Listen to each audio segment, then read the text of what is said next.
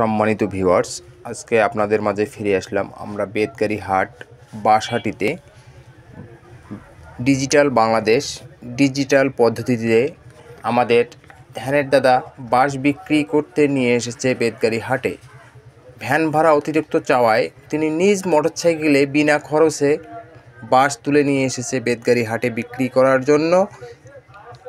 করার জন্য। তার সাথে আমরা কথা বলে, আপনি বাঁশ বিক্রি করার জন্য বেতগাড়ি হাটে আসছেন, কতদিন থেকে এইভাবে মোটরসাইকেলে করে আপনি বাঁশ নিয়ে আসি? আমার ভ্যানওয়ালা টাকা চাই বেশি, ভ্যানওয়ালা টাকা চাই বেশি, এখন মানুষ আমি দেশি, ভ্যানওয়ালা টাকা চাই বেশি, এই জন্য আমি মোটরসাইকেলতে 2 টাকা টানি আনি। অভাবী সংসার মোটরসাইকেলে করে নিয়ে আসেন। মোটরসাইকেলে তো তেল লাগে না মনে হয়। ওই হাটে আনেন।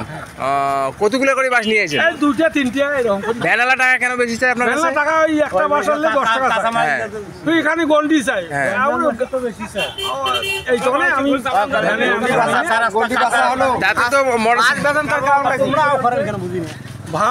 গন্ডি নেই। আর এবং আমার অভাবেই সংসার, এই সময় বেচা কিনে কম, হ্যাঁ বসি দেখবেন নাকি, এই তখন বাঁশ কাটি বিক্রি করি, খরচ করে খাই। আপনার নাম কি? আমার নাম বছরে আইসি, মাসে যায়, সারাদিন বসে আইদুত খায়, ওইটার নাম। বেশি ভেজাল না করিয়া মোক ছাড়ি দাও, আমি বাসা দিলাম। ঘুম দেখছি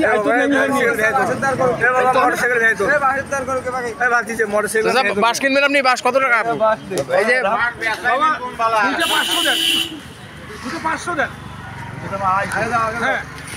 বাবা, ওই দামে করলে না হইবি বাবা। মানে 2টা বাঁশ 500 চাইছেন, কইলে 250। মোটরসাইকেল সহ দাম করছে নাকি? মোটরসাইকেল সহ দর করেনি, খালি বাঁশ। মোটরসাইকেল সহকারে তো বহু টাকা হয়। বহু টাকা।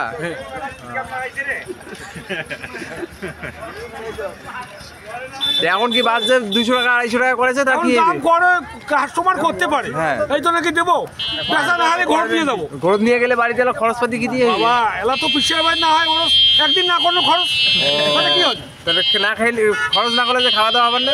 খাওয়া দাওয়া আল্লাহ চলাইবি, আল্লাহ চলাইবি।